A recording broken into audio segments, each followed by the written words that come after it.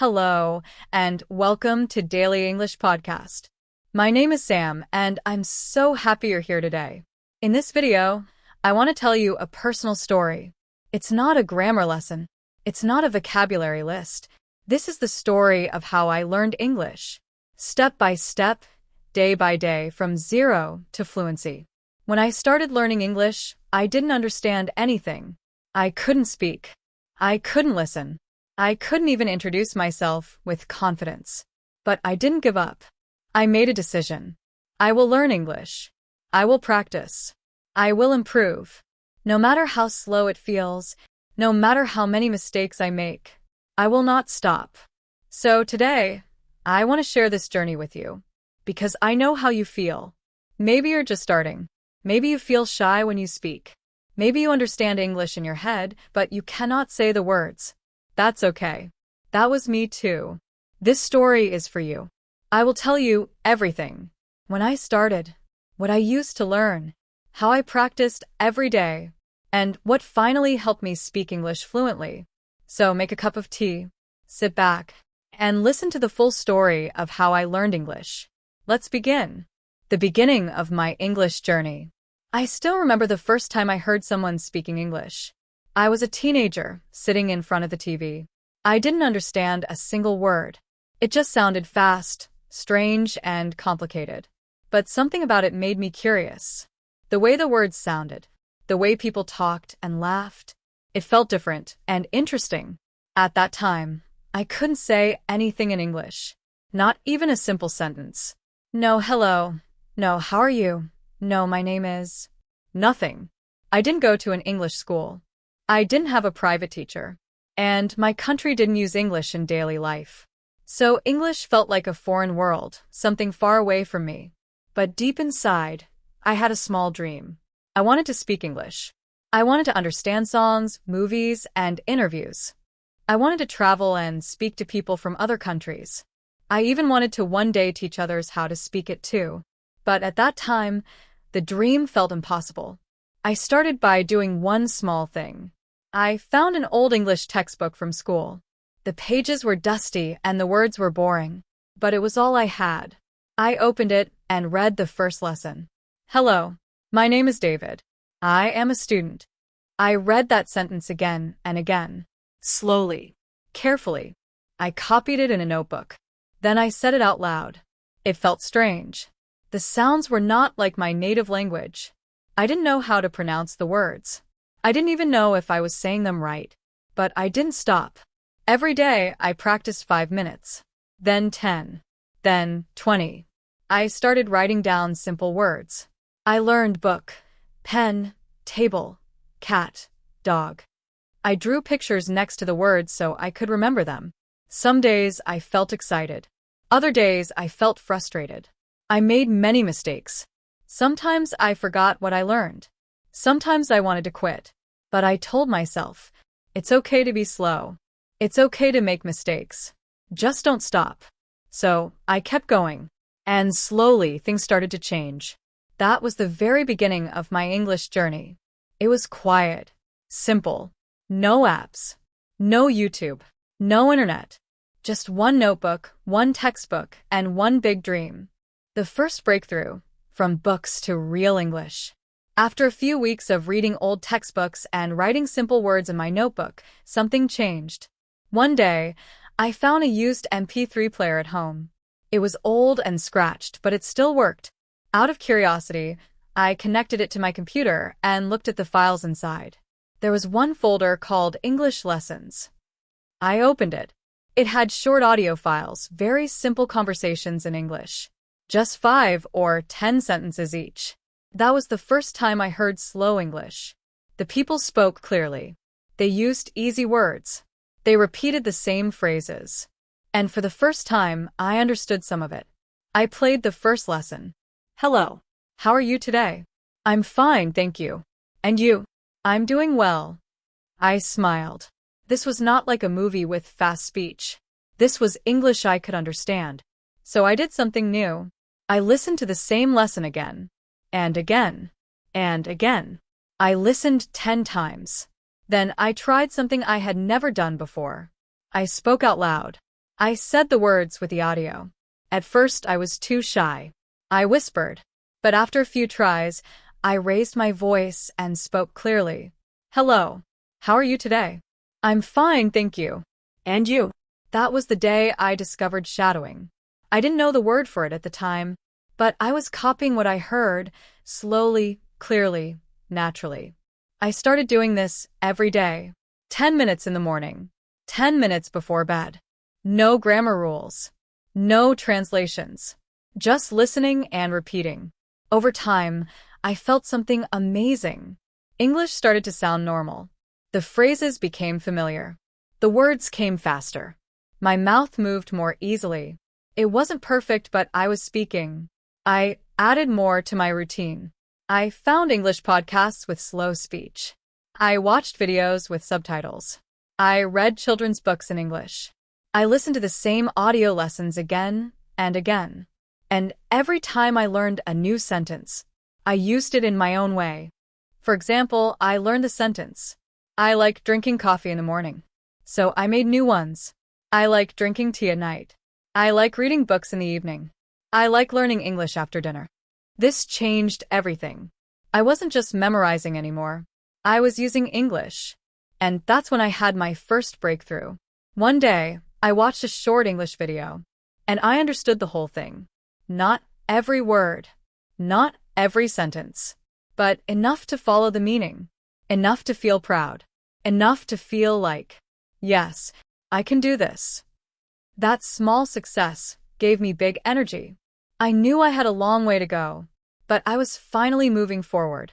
And from that moment, English became a part of my life, not just a subject. Thinking in English and overcoming fear.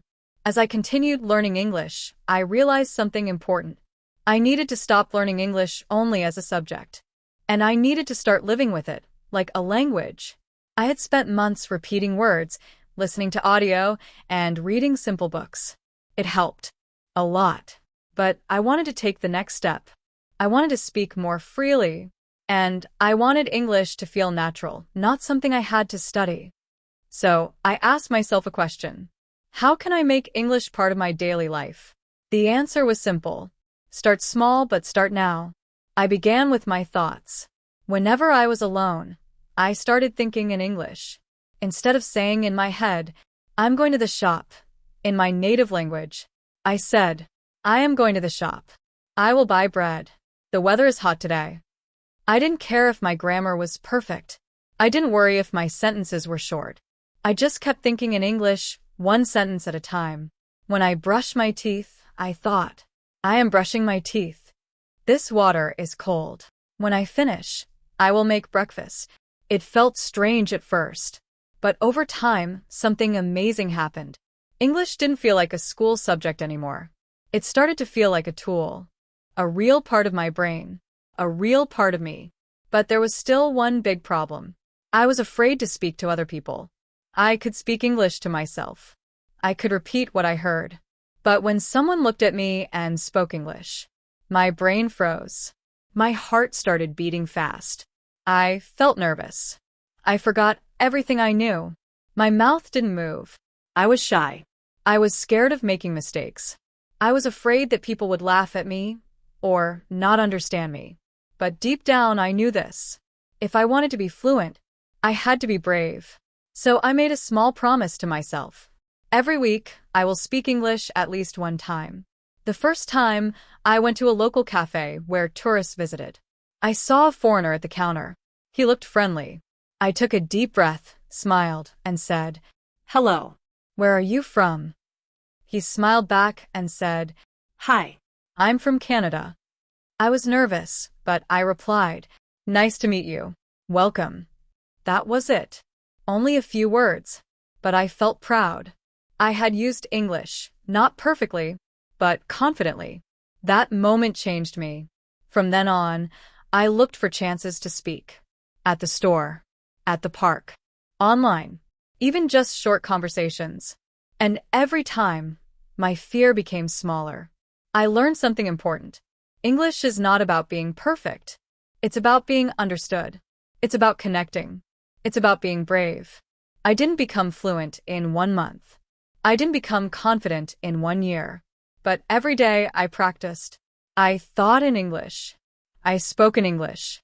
And most importantly, I didn't stop. Part 4, Staying Motivated and Becoming Fluent. There were many times I wanted to give up. Yes, I was learning. Yes, I was improving. But sometimes it felt slow. Too slow. There were days when I felt tired. There were days when I felt stuck. There were even days when I thought, maybe I will never speak English fluently. But then I reminded myself, this is not a race. It's not about speed. It's about consistency. One step. Every day. Even small steps move you forward. So I decided to make English a habit, like brushing my teeth. Every morning, I listened to a short podcast. Even if I didn't understand everything, I listened. I trained my ears to hear English sounds. In the afternoon, I watched YouTube videos with subtitles. Simple videos, daily routines, travel, stories. I didn't watch them passively.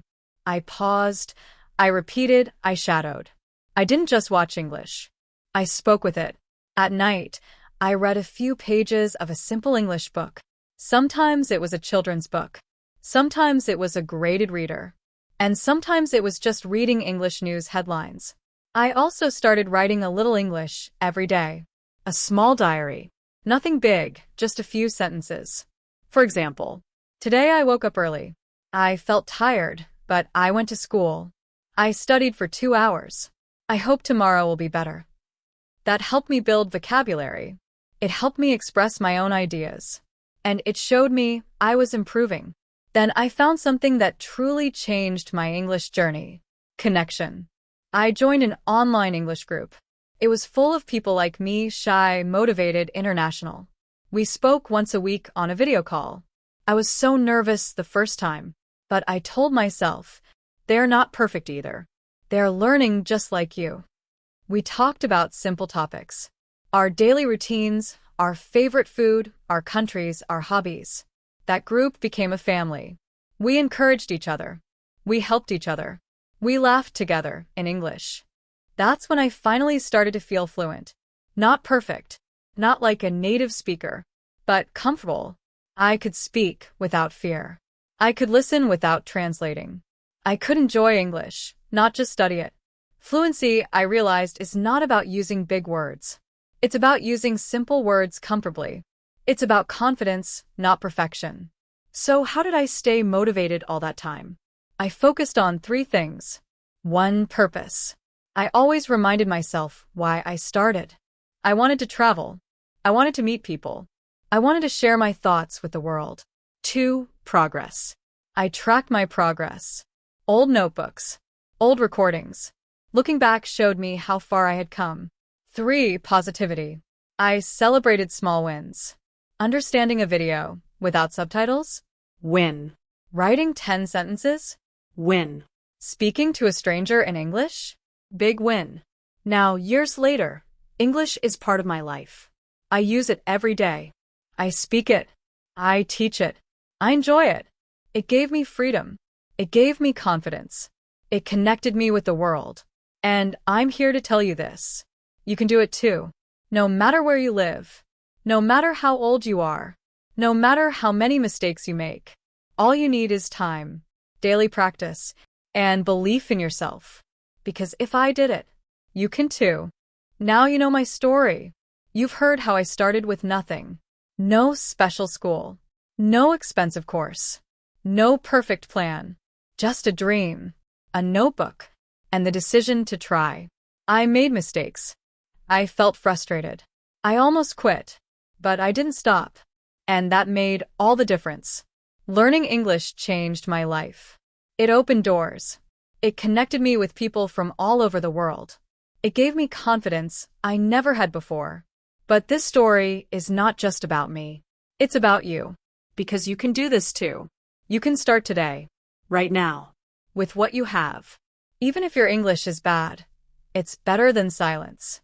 Even if you forget words, you're still learning. Even if you feel slow, you're still moving forward. You don't need to be perfect. You just need to be consistent. Practice every day. Even 10 minutes a day can change everything. Listen to English. Speak it out loud. Write something simple. Think in English when you're alone. Use English like a friend, not a test. And most of all, believe in yourself. You are not too late. You are not too old. You are not too weak. You're just beginning.